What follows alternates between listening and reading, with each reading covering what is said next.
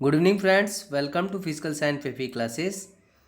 Friends, जैसा कि आज ही की डेट में 29 सितंबर 2020 को आप लोगों का एनटीए द्वारा आयोजित यूजीसी नेट जेआरएफ का एग्ज़ाम जो है पेपर 1 एंड पेपर 2 का हुआ है। और होपफुली आप सभी लोगों ने अपने अपने बेस्ट एफर्ट्स से जेआरएफ पाने के लिए होप कर रहे होंगे। सो फ्रेंड्स, आज मैं आप लोगों को यह बताऊंगा कि यूजीसी नेट जेआरएफ का जो एग्ज़ाम था पेपर 1 एंड पेपर 2 का लेवल क्या था और क्या क्या क्वेश्चन जो पूछे गए थे, सो दैट आप अपने अपने मार्क्स को कैलकुलेट कर सकते हैं और एक तरीके से अनुमान लगा सकते हैं कि आपका जो एग्ज़ाम है कैसा गया था। और जितने भी मेरे न्यू व्यूवर्स हैं उनके लिए भी यह एक तरीके से फ़ायदेमंद होगा कि यह जो है पेपर में क्या क्या क्वेश्चन, किस तरह के क्वेश्चन जो है पूछे जाते हैं और उनको जो नेक्स्ट जो उनका लेवल है, यानी कि जो नेक्स्ट एग्ज़ाम आने वाला है, अपकमिंग एग्ज़ाम जून 2021 में, उनका जो है पैटर्न कैसा रहेगा, उनके लिए यह वीडियो जो है बहुत ही फ्रूटफुल होने वाला है। सो आप लोगों से रिक्वेस्ट करूंगा, यदि पहली बार देख रहे हैं तो प्लीज़ लाइक एंड सब्सक्राइब करना ना भूलें और बेल आइकन ज़रूर प्रेस कीजिए, बिकॉज ऐसे ही नोटिफिकेशन वीडियो के मिलते रहेंगे और आप सभी लोग अपडेटेड रहेंगे। सो फ्रेंड्स, चलते हैं पेपर 1 का जो क्वेश्चंस थे, क्या क्या क्वेश्चंस आए थे। तो क्वेश्चन जो था 2-3 सीरीज़ पूछी गई थी फ्रेंड्स, जिसमें से एक सीरीज़ मुझे याद था तो मैंने यहाँ पर लिख दिया है। 4, 12, 28, 52 इस तरीके से देख सकते हैं कैसे हुआ है। तो यहाँ पर एकदम बहुत ही इजी सीरीज़ था। 4 से 12 के बीच की जो संख्या है 8 है, इस तरीके से आप देख सकते हैं। फिर 12 to 28 में है 16 है। फिर 28 से 52 के बीच में है 24 है। तो इस तरीके से देखिए 8, 16, 24, नेक्स्ट होगा 32 होगा फ्रेंड्स। जो गैप आएगा 52 के बाद 32 का गैप आएगा, तो यानी कि 84 होगा इसका आंसर। बहुत इजी क्वेश्चन था। आप थोड़ा सा भी अगर टॉपिक को रिवाइज किए होंगे, सीरीज में थोड़ा सा अगर कंसंट्रेट किए होंगे, तो 2 क्वेश्चन जो थे सीरीज से थे जो कि बहुत ही इजी लेवल का था। देखते ही उसके आंसर्स जो हैं पता चल जा रहे थे। और एक फ्रेंड्स क्वेश्चन था कंप्यूटर का, जीआईएफ का फुल फॉर्म पूछा था, यानी कि ग्राफिकल इंटरचेंज फॉर्मेट। यहाँ पर 2 ऑप्शन दिए हुए थे, एक फाइल था और एक फॉर्मेट था। तो जो करेक्ट आंसर था वो था फॉर्मेट। तो यह था क्वेश्चन फ्रेंड्स। और इंटरनेट स्पीड मेजर थी, जो क्वेश्चन एक और पूछा था कि इंटरनेट स्पीड मेजर, तो इसका जो आंसर था जीबीपीएस, यानी जीबी पर सेकेंड जो था इसका आंसर था। इस तरीके से low speed to high speed memory पूछा था, जो कंप्यूटर में होता है। कंप्यूटर से भी 5 क्वेश्चन देखने को मिले थे, जो कि एनटीए नेट द्वारा जो एग्ज़ाम जो कंडक्ट कराया जा रहा है उसमें हर एक यूनिट से, यानी पेपर 1 के 10 यूनिट हैं, तो हर एक यूनिट से जो है 5 क्वेश्चन जो है देखने को मिले हैं पेपर 1 में। पेपर 2 का लेवल मैं बताऊंगा कि पेपर 2 में कैसा था, बट पेपर 1 का जो लेवल था बहुत ही ईजी था और बहुत अच्छा था। अगर थोड़ा भी आप अगर प्रैक्टिस किए होंगे, प्रैक्टिस सेट भी प्रीवियस ईयर्स के लगाए होंगे, तो आप easily you can score up to 30 marks, 30 to 35 marks इसके बीच में आप स्कोर कर पाएंगे।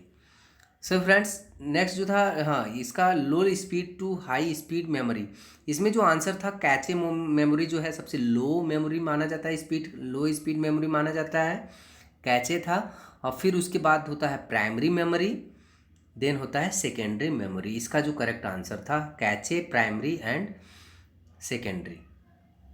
नेक्स्ट क्वेश्चन था फ्रेंड्स, जो इंटरनेट पे जो फ्रस्ट्रेशन जो फील कराते हैं, यानी कि फ्रस्ट्रेशन जो का दावा करते हैं कि जो भी इंटरनेट से संबंधित जितनी भी आपकी इश्यूज होती हैं, चाहे regarding your frustrations, regarding your complaint, तो ये क्वेश्चन पूछा था कि इसका मीनिंग क्या है, इसे क्या कहते हैं। तो इसका जो करेक्ट आंसर है दैट इज साइबर वेंटिंग। आप गूगल करके देख सकते हैं what is cyber venting. Next question पूछा था friends ex post facto research के बारे में पूछा था, कि इसमें पूछा था कि किस में इंडिपेंडेंट वेरिएबल में, किस रिसर्च में इंडिपेंडेंट वेरिएबल को मैनिपुलेट नहीं किया जा सकता है, ठीक है, और एक्स्ट्रानास वेरिएबल का कोई इफेक्ट नहीं होता है। इस तरीके से क्वेश्चन था, उसमें आंसर्स थे experimental research, historical research, x post facto research.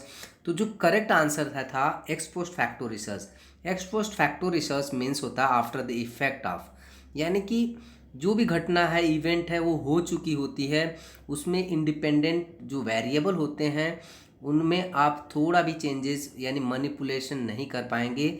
So answer was x post facto research. एक क्वेश्चन था, एज रिलेटेड क्वेश्चन था, न्यूमेरिकल था, बहुत इजी न्यूमेरिकल था कि पिता की आयु जो है अपने पुत्र की 30 गुना है, और 5 साल पहले जो है जो पुत्र की आयु है, पिता की आयु है, वह 6 गुना पुत्र की आयु की हो जाती है। तो पुत्र की आयु क्या है? बहुत ही इजी क्वेश्चन था, उसमें आंसर्स था होपफुली 11 ईयर्स था। यदि आप लोगों ने कैलकुलेशन किया होगा तो बहुत अच्छा लगा होगा, बहुत इजी कैलकुलेशन था। और एक क्वेश्चन था कि डिडक्टिव रीजनिंग में क्या होता है। डिडक्टिव रीजनिंग में क्वेश्चन था, ऑप्शन दिए थे 4, जिसमें पूछा गया था कि कौन सा ऑप्शन सही है। तो उसमें जो आंसर था universal to particular, universal to particular था। और यहाँ पर आप देख सकते हैं कभी कभी ये जो क्वेश्चन है एक तरीके से एनटीए नेट का पेट क्वेश्चन माना जाता है, डिडक्टिव रीजनिंग और इंडक्टिव रीजनिंग। तो डिडक्टिव रीजनिंग को याद करने के लिए सबसे इजी है जनरल टू पार्टिकुलर। तो इसमें आप याद कर सकते हैं डीजीपी। डिडक्टिव रीजनिंग में डीजीपी है, जनरल टू पार्टिकुलर है, और जनरल को हम यूनिवर्सल भी कह सकते हैं। और इंडक्टिव रीजनिंग में है पार्टिकुलर टू जनरल, यानी कि आईपीजी। इस तरीके से याद कर सकते हैं कोड में निमोनिक बनाकर। तो यहाँ पर इंडक्टिव हो जाएगा, आई स्टैंड फॉर, और पी स्टैंड फॉर पार्टिकुलर, और जनरल हो जाएगा। इस तरीके से था।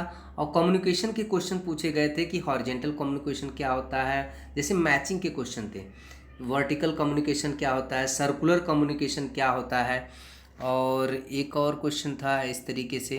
तो इस तरीके से मैचिंग का था कम्युनिकेशन में, बहुत ही इजी क्वेश्चन था। और एक क्वेश्चन पूछा गया था यूजीसी एक्ट जो था, जो रेगुलेशन था वो कब पारित हुआ था, यहाँ पर मिसप्रिंट हो गया है, 1956 में हुआ था, और सेक्शन जो था इसका 21 था।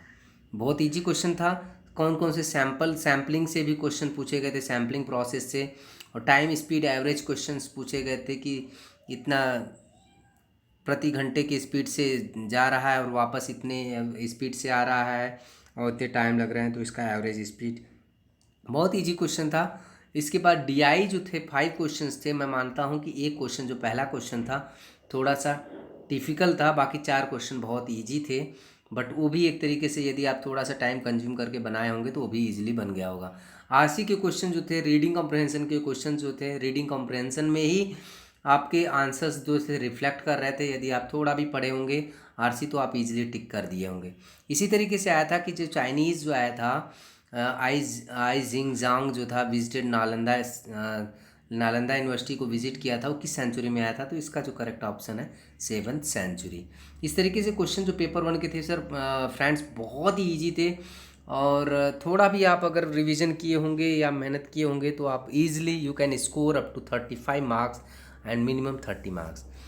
तो इस तरीके से बात करें पेपर 2 की, तो पेपर 2 फिजिकल एजुकेशन में जो क्वेश्चन आए हुए थे उसमें एक क्वेश्चन था कि जर्मनी नेशनलिस्ट नेम पूछे गए थे। उसमें गटमुट्स था और लुडविग जॉन था, और एक क्वेश्चन था हाँ बर्नार्ड बेस डो थे। इस तरीके से था, एक क्वेश्चन था, बहुत इजी था, यदि आप देखे होंगे तो इजीली टिक कर लिए होंगे। और मसल्स से रिलेटेड था कि इसका ओरिजिन कहाँ से, कौन से पेक्टोरियल्स मेजर्स माइनर्स का था क्वेश्चन, उसके ओरिजिन कहाँ थे। हेल्थ रिलेटेड फिटनेस कंपोनेंट्स पूछे गए थे कि उसमें से कौन सा हेल्थ रिलेटेड फिटनेस कंपोनेंट्स नहीं था। मैचिंग के क्वेश्चंस थे। और एक क्वेश्चन था माइक्रो मीजो मैक्रो और ईयरली से मैचिंग। मैंने यह देखा कि जितने भी क्वेश्चंस जो थे पेपर 2 के थे वह मैक्सिमम जो थे मैचिंग के थे और कैलकुलेटिव नेचर थे। बहुत ही इजी तो नहीं कह सकते हैं, मॉडरेट टू हाई क्वेश्चन थे उसमें। तो इसमें जो क्वेश्चन था माइक्रो का था। माइक्रो में वीकली होता है, प्लान होता है, 1 वीक का होता है। मीजो में 3 to 6 वीक्स का होता है। मैक्रो में होता है एक तरीके से मैक्रो जो होता है 2 to ईयरली वाइज प्लान होते हैं, 1 ईयर to 2 ईयर 3 ईयर तक होते हैं। और ईयरली तो आपको नाम से ही पता चल रहा है कि वो 1 साल का होगा। तो इस तरीके से थे। और क्वेश्चन एक बहुत ही ईजी था, डायरेक्ट क्वेश्चन था कि स्ट्रेन जो है रिलेटेड टू, उसमें था लिगामेंट था, टेंडन था और मसल्स था। तो इजी क्वेश्चन था, आप इजीली टिक कर सकते हैं। मसल था फर्स्ट जो बर्न, जो कोई भी जलता है आदमी तो फर्स्ट एड में उसे क्या नहीं करना चाहिए, ये ऐसा क्वेश्चन एक पूछा गया था। बहुत इजी क्वेश्चन था। नेक्स्ट क्वेश्चन एक पूछा गया था, बहुत डायरेक्ट क्वेश्चन पूछा गया था कि योगा डे रेगुलेशंस। देख सकते हैं फ्रेंड्स, आपको पता होगा कि इंटरनेशनल योगा डे 21 जून को मनाया जाता है, और इसका रेगुलेशन पूछा था, जो कि बहुत ही डिफ़िकल्ट क्वेश्चन था और काफ़ी डीप स्टडी इसके लिए चाहिए। तो मैं आप लोगों से यही रिक्वेस्ट करूंगा कि जितनी भी आगामी परीक्षाएं हैं यूजीसी नेट जेआरएफ की, तो आप लोग अगर स्टडी करते हैं तो थोड़ा डीप स्टडी कीजिए, सो दैट आपको कोई भी क्वेश्चंस में डाउट ना रहे। और जो क्वेश्चन जो पूछने का जो तरीका है फ्रेंड्स, जो 4 ऑप्शन दिए होंगे उसमें से आपको चारों ऑप्शन के बारे में पता होना चाहिए, then you can easily trick the right answers.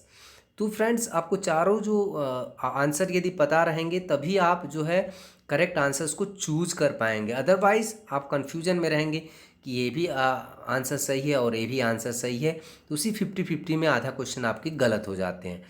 So friends, ये क्वेश्चन था खेलो इंडिया से भी उसके ऑब्जेक्टिव्स के बारे में पूछा गया था कि इसके ऑब्जेक्टिव्स क्या क्या हैं, और एर्गोनिक्स एड्स के बारे में पूछा गया था।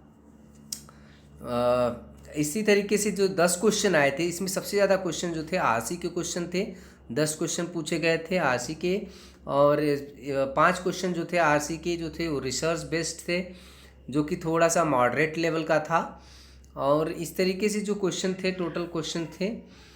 तो यदि हम बात करें क्वेश्चन लेवल का, देखिए फ्रेंड्स, जो पेपर 1 का क्वेश्चन था, मैं पहले पेपर 2 का बता रहा हूँ कि इसके जो क्वेश्चन होते हैं, जो 40 क्वेश्चन होंगे, 35 से 40 क्वेश्चंस तक होंगे, इसके डायरेक्ट क्वेश्चन होंगे। यानी कि यदि आपको आंसर पता है तो आप इजीली 35 से 40 क्वेश्चंस आपको दिखने को मिलेंगे कि यह डायरेक्ट क्वेश्चंस जो हैं यूजीसी नेट द्वारा पूछे जाते हैं। नेक्स्ट जो क्वेश्चन है, 10 क्वेश्चंस आरसी के हैं फ्रेंड्स, रीडिंग कॉम्प्रहेंशन के हैं। तो इस तरीके से 10 क्वेश्चन हो गए, और तो और 20 क्वेश्चन समझ लीजिए, 15 से 20 क्वेश्चन आपके रहते हैं असर्शन और रीजनिंग के क्वेश्चंस रहते हैं, इस तरीके से रहते हैं। और फिर उसके बाद का जो क्वेश्चन होते हैं उसमें क्या होता है कि बहुत सारी स्टेटमेंट्स दिए रहते हैं, उनमें से स्टेटमेंट्स को फाइंड आउट करना होता है। तो इस तरीके से 10 से 15 क्वेश्चन जो होते हैं स्टेटमेंट से रिगार्डिंग होते हैं, उसमें आपको सारे ऑप्शंस जो हैं पता होना चाहिए। और मैचिंग के क्वेश्चन जो होते हैं 10 क्वेश्चन ऐसे इस तरीके से मैचिंग के भी क्वेश्चन होते हैं, इस तरीके से क्वेश्चन होते हैं, मैचिंग के भी होते हैं क्वेश्चन। 10 से 15 क्वेश्चन रहते हैं, और 10 से 15 क्वेश्चन यानी 20 क्वेश्चन तक आप मान सकते हैं कि स्टेटमेंट वाले क्वेश्चंस होते हैं। सो फ्रेंड्स, मैं मान के चल रहा हूँ यदि आपके डायरेक्ट क्वेश्चंस जो हैं 35 से जो 40 क्वेश्चन जो पूछे जाते हैं डायरेक्ट क्वेश्चंस, इसमें से भी यदि आप 30 क्वेश्चंस जो हैं सही कर दे रहे हैं, बिकॉज यही आपका मेरिट जो है हाई करता है डायरेक्ट क्वेश्चन।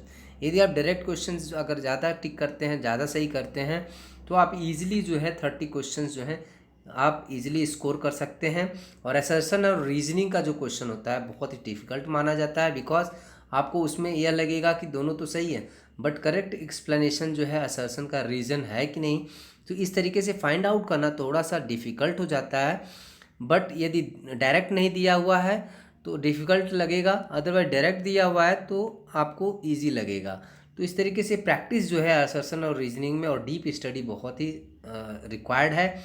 इसी तरीके से देखिए, अगर हम बात करें स्टेटमेंट से रिगार्डिंग जो क्वेश्चंस जो पूछे जाते हैं, जो 20 क्वेश्चन जो पूछे जाते हैं स्टेटमेंट से रिगार्डिंग, तो स्टेटमेंट में 4 स्टेटमेंट दिया होगा, उसमें से आपको चारों आंसर्स जो है पता होने चाहिए, बिकॉज जो ऑप्शन जो आपको क्लिक करना होगा तो उसमें ऐसे लिया रखा रहेगा कि ABC सही है, या CBD सही है, या फिर ACD सही है। इस तरीके से जो है ऑप्शंस आपको दिए देखने को मिलेंगे।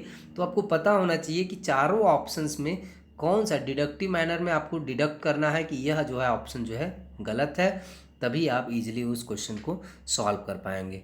तो मेरे कहने का मतलब है फ्रेंड्स, जो निचोड़ में बताना चाहता हूँ कि यदि आप तैयारी कर रहे हैं, जो भी 2021 को लक्ष्य बनाकर JRF हासिल करना चाहते हैं, हमारे भी फ्रेंड्स जितने भी हैं, उनको मैं यही कहना चाहूँगा कि डीप स्टडी करिए, ऑथेंटिक बुक पढ़िए। और ऑथेंटिक बुक के बारे में मैंने आपको एक वीडियो ऑलरेडी बना चुका हूँ regarding your set exam, regarding your JRF net exam, कौन कौन सी बुक जो है प्रेफरेबल बुक है, इसका मैं एक लिस्ट बनाकर आपको एक वीडियो बना चुका हूँ, आप प्ले लिस्ट में जाकर देख सकते हैं, और उसी के अकॉर्डिंग आप अपने जो लक्ष्य को निर्धारित कर सकते हैं और अपकमिंग जो भी एग्ज़ाम होंगे आपके JRF नेट के, उसमें आप सफलता हासिल कर पाएंगे। तो चलते हैं फ्रेंड्स, जो लेवल ऑफ क्वेश्चन हम बात करें, यदि हम प्रीवियस ईयर्स क्वेश्चन को देखें, जो पेपर 1 की बात करें, तो जैसे दिसंबर 2019 में जो पेपर हुए थे, 19 में जो पेपर हुए थे, पेपर 1 जो था मॉडरेट टू ईजी था। बट यहाँ पर अगर बात करें 29 सितंबर 2020 को, तो जो पेपर 1 का जो लेवल था वो था ईजी टू मॉडरेट था। बहुत ही ईजी भी नहीं कह सकते और बहुत ही ज़्यादा टफ भी नहीं कह सकते, बट ईजी टू मॉडरेट था। यदि आप थोड़ा भी अगर रिवीजन किए होंगे, थोड़ा भी प्रैक्टिस सेट हल किए होंगे, तो आप इजीली, मैं बता रहा हूँ 30 क्वेश्चन जो है इजीली आप स्कोर कर पाएंगे। नेक्स्ट क्वेश्चन की बात करें, यानी कि नेक्स्ट पेपर की बात करें, दैट इज़ पेपर 2। पेपर 2 का जो लेवल था मॉडरेट टू हाई कह सकते हैं, बिकॉज पेपर 2 में जो है टाइम कंज्यूमिंग जो है बहुत ज़्यादा था। क्वेश्चंस को पढ़ने में इतना टाइम कंज्यूम हो रहा था कि आपको लगेगा कि यह भी आंसर सही है, यह भी आंसर सही है, यह भी आंसर सही है और यह भी आंसर सही है। बिकॉज जो स्टेटमेंट जो रिगार्डिंग जो क्वेश्चन थे बहुत देखने को मिले थे, 20 से 25 क्वेश्चन जो थे वो स्टेटमेंट से रिगार्डिंग थे, और मैचिंग द फॉलोइंग क्वेश्चन जो थे उसमें भी कम से कम 15 से 20 क्वेश्चन जो थे, और असर्शन रीजनिंग के जो थे क्वेश्चन जो थे 15 से 20 क्वेश्चन थे। इवन मैं बात करूं अगर 10 क्वेश्चन, तो ये RC के थे, रीडिंग कॉम्प्रिहेंशन के, यह भी एक तरीके से टाइम कंज्यूमिंग था। तो इस तरीके से आप देख सकते हैं जब 60 क्वेश्चन जो है लेंदी वे में पूछे जा रहे हैं, तो आपको एक क्वेश्चन पे 2 मिनट तो लगना ही लगना है। तो इस तरीके से आप देख सकते हैं कि 120 मिनट यानी 2 घंटे तो आपके 60 क्वेश्चन में ही पूरे जो है कंप्लीट हो जा रहे हैं। तो बच्चे कितने, 1 घंटा बचा, तो 1 घंटे में आप पेपर 1 का भी देंगे, बिकॉज आपको पेपर 1 में भी अच्छा नंबर स्कोर करने हैं। तो इस तरीके से जो है स्टेटमेंट्स और मैचिंग वाले जो क्वेश्चंस हैं यह थोड़ा टाइम कंज्यूमिंग है, और असर्शन रीजनिंग के जो क्वेश्चन होते हैं टाइम कंज्यूमिंग होते हैं, जो कि यहाँ पर इस वाले पेपर में देखने को मिला है।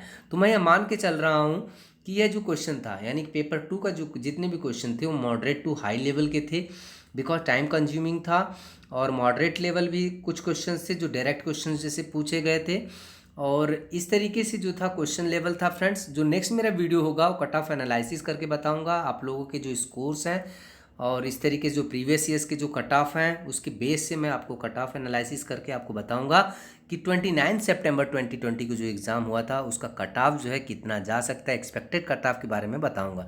सो वीडियो को लास्ट तक देखिए और बेल आइकन जरूर प्रेस कर दीजिएगा, बिकॉज इसी तरीके से आपको अपडेट मिलते रहेंगे। So friends, all the best for your result and you will get JRF this time, and